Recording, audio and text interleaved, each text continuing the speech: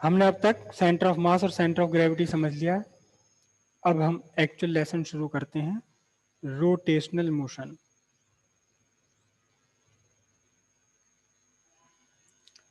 Rotational motion actually circular motion का ही extended version है। Extended है रोटेशनल मोशन सर्कुलर मोशन का ही।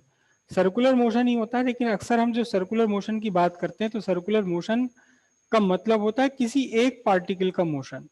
जैसे ये एक बॉडी है, ये एक सर्किल बना रहा हूं मैं, ये एक सर्कुलर रास्ता बना लिया, सर्कुलर पाथ।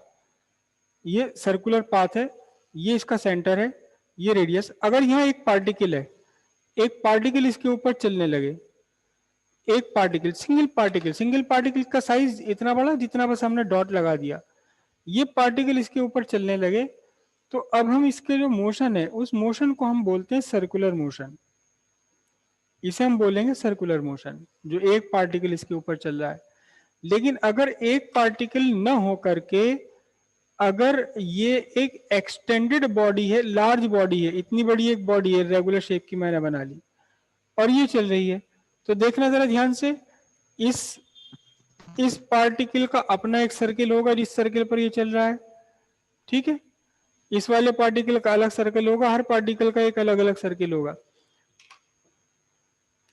तब हम इसे सर्कुलर मोशन ना कहकर हम इसे कहेंगे रोटेशनल मोशन।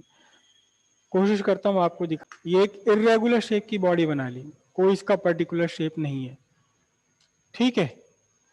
अब मैं इस एक पेन की रिफिल को यहां से पास कर रहा हूं, ठीक है।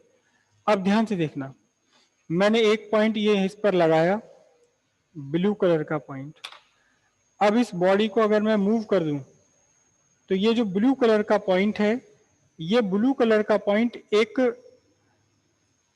रास्ते पर चल रहा है, एक सर्कुलर रास्ते पर चल रहा है। ब्लू कलर का पॉइंट सर्कुलर पाथ पर चल रहा है।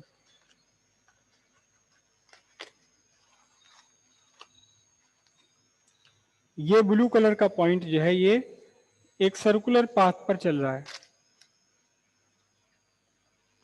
यहां एक सर्कुलर पाथ पर चल रहा है ब्लू कलर का ये पॉइंट। लेकिन अगर मैं इसका कोई और एक और कोई और पार्टिकल लूं, मैंने यहां बना लिया पार्टिकल, तो अब ये रेड वाला पार्टिकल और ब्लू वाले पार्टिकल दोनों ही चल रहे हैं कहां, सर्कुलर पाथ पर। ब्लू पार्टिकल भी और रेड पार्टिकल भी दोनों ही सर्कुलर पाथ पर चल रहे हैं। लेकिन जिस रास्ते पर चल रहा है ये ब्लू वाला रास्ता पार्टिकल, ब्लू वाले पार्टिकल का अपना सर्किल है, लेकिन इस रेड वाले पार्टिकल का अपना अलग सर्किल है। तो ये दो पार्टिकल लिए, अगर मैं ऐसा ही कोई तीसरा पार्टिकल ले लेता हूं, सपोज यहां ले लेता हूं, यहां ले लेता हूं, तो भी ये पार्टिकल भी, भाई ये वाला कोना है इसका, जब ये घूम रहा है तो ये कोना कैसे चल रहा है, एक सर्कुलर पाथ पर चल रहा है। कौन सा कोना, मैं इस कोने पर एक छोटा सा ग्रीन कलर का मार्क यहां लगा लेता हूं। तो ये जो कोना है ये भी सर्कुलर पाथ पर चल रहा है, लेकिन इसका अपना सर्किल अलग है, ये किसी और सर्किल पर चल रहा है, ये किसी और सर्किल पर, ये किसी और सर्किल पर। हर पार्टिकल का अपना सर्कुलर पाथ अलग अलग है। लेकिन इन सब में एक बात कॉमन है, क्या, देखना जरा ध्यान से, इस सर्किल, इस वाले पार्टिकल के लिए जो भी सर्किल है उसका सेंटर कहाँ है, इस रिफिल पर। ये वाला पार्टिकल है, रेड वाला पार्टिकल, ये एक अलग सर्किल पर चल रहा है, लेकिन उस सर्किल का सेंटर भी कहाँ है, इस रिफिल पर है। ये ग्रीन वाला पार्टिकल मैंने बनाया तो इसका सेंटर अंदर कहीं होगा, अंदर यहां होगा, लेकिन यहां भी कहाँ है, वो है तो किस पर, इसी लाइन पर है, इसी रिफिल के ऊपर है। तो जब इस तरह का मोशन हो, क्या मोशन हो, कि बॉडी के डिफरेंट पार्टिकल्स, किसी एक्सटेंडेड बॉडी के डिफरेंट पार्टिकल्स अलग अलग सर्किल पर चल रहे हैं, डिफरेंट पार्टिकल्स अलग अलग सर्किल पर चल रहे हैं, और इनमें से हर एक सर्कुलर पाथ का सेंटर एक कॉमन लाइन पर आए। इसका सेंटर भी इसी लाइन पर है, इसका सेंटर भी इसी लाइन पर है, इसका सेंटर भी इसी लाइन पर, लेकिन ऊपर नीचे हो सकते हैं। एक हो सकता है एक ब्लू का सेंटर यहाँ हो, रेड का सेंटर यहाँ हो, ग्रीन का सेंटर यहाँ हो, लेकिन एक ही लाइन पर सेंटर है सारे। तो जब इस तरह का मोशन होता है किसी बॉडी में, क्या मोशन क्या है, कि different particles of body are moving on different circular path. such that the center of all the circular path lie on the same line, एक ही लाइन पर है, then this motion of body is called rotational motion. और जिस line पर इनके different circle के centre पड़ रहे हैं, इस लाइन को बोलते हैं एक्सिस ऑफ रोटेशन. बहुत ध्यान से समझिएगा, मैं बार बार ये वर्ड आपके सामने बोलता रहूंगा, ये वर्ड बार बार बोलता रहूंगा आपके सामने. Axis axis axis of rotation, axis of rotation, axis of rotation. तो समझ लीजिए इस बात को ध्यान से कि एक्सिस ऑफ रोटेशन क्या है. एक बॉडी है सर, बॉडी है घूम रही है, जैसे पंखा आपका घूम रहा है, ये पंखा घूम रहा है आपका. तो इस बॉडी के डिफरेंट पार्टिकल, हर पार्टिकल अपने एक सर्कुलर पाथ पर है, लेकिन वो सारे जो सर्कुलर पाथ हैं, उन सारे सर्कुलर पाथ का रास्ता का सेंटर कहाँ है? एक ही लाइन पर है. आपका पंखा है, फैन है आपका, उसमें 3 या 4 ब्लेड्स लगे हुए हैं, ये 4 ब्लेड्स लगे हुए हैं, ठीक है, 3 ब्लेड लगे हुए हैं. तो अगर मैं इस पार्टिकल को देखूं, अगर यहाँ आप एक इसके ऊपर एक मार्क लगा दें, काले रंग का मार्क लगा दें आप, डार्क कलर का, मम्मी को मत बताना, पिटाई हो जाएगी मेरी, मुझे भी वैसे ही कहेंगे कि तेरे सर क्या क्या बताते रहे, उल्टे सीधे काम. तो अगर आप एक डार्क मार्क लगा दें, तो ये आपको एक बिल्कुल सर्किल बना हुआ दिखाई देगा जब आप इसे चलाएंगे. अगर एक और डार्क यहाँ लगा दें आप एक मार्क, तो आपको एक अलग सर्किल दिखाई देगा जिस सर्किल पर ये चल रहा है चलते समय. दोनों ही पार्टिकल सर्कुलर मोशन पर हैं, और इस ब्लेड के डिफरेंट पार्टिकल सर्कुलर मोशन पर हैं, लेकिन अलग अलग सर्किल पर. लेकिन इस वाले सर्किल का सेंटर कहाँ है? पंखे की जो रॉड लगी हुई जिससे टंगा हुआ है.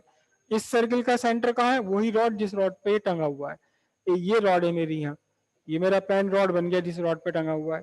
तो हर एक सर्किल सारे अलग अलग है, लेकिन इन सर्किल्स के सबके सेंटर कहाँ है? इसी एक लाइन पर है, इसी एक रॉड पर है, इसी रॉड के अबाउट, इस रॉड के चारों तरफ ये घूम रहा है ब्लेड.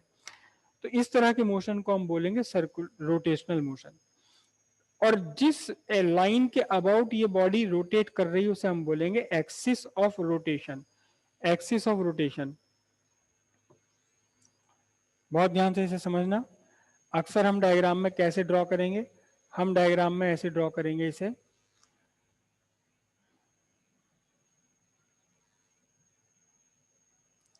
ये एक मैंने बना ली इर्रेगुलर शेप की बॉडी, बिल्कुल इर्रेगुलर शेप की, और यहां ये एक्सिस इसमें से पास होकर के निकल रही है, ये पास होकर के एक्सिस में से निकल रही है, और ये बॉडी रोटेशनल मोशन में घूम रही है यहाँ पर.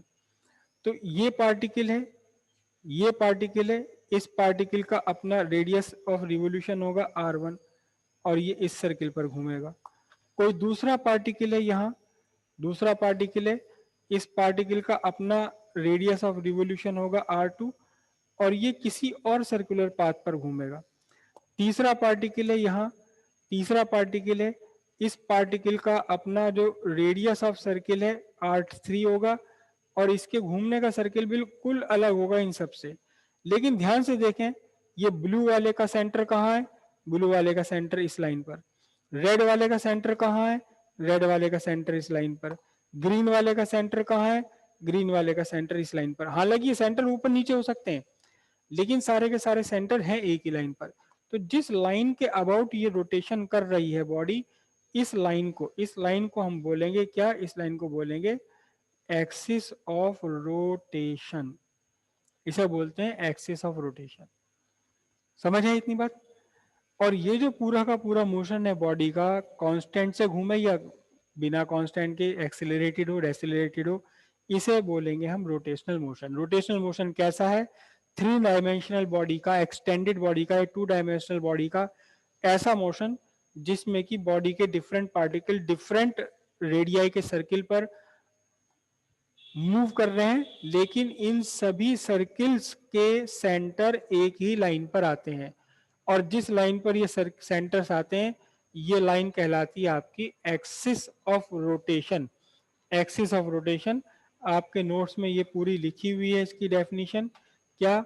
When a body move about a line such that different particles of body move on different circular path with the center of all the circles lying on a common line, the motion of body is called rotational motion.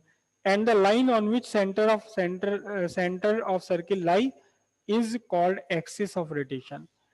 वही बात मैंने आपको हिंदी में बताई क्या, when a body move about a line such that different particles of body move on different circles, बिल्कुल entirely different circle, and different circle having different radii such that the center of all the circle lie on a common line. This motion is called rotational motion, and the common line on which the center lies, वो line जिस पर ये center है, this common line is called axis of rotation. Axis of rotation अगर समझ नहीं आई तो rotational motion का पूरा लेसन समझ नहीं आएगा. एक्सिस ऑफ रोटेशन, किसी को प्रॉब्लम हो, कंफ्यूजन हो, अभी समझ लीजिए, बता दीजिए क्या है एक्सिस ऑफ रोटेशन. मैं फिर से एक बार फिर आपको सबको बताऊं, किसी को कोई कंफ्यूजन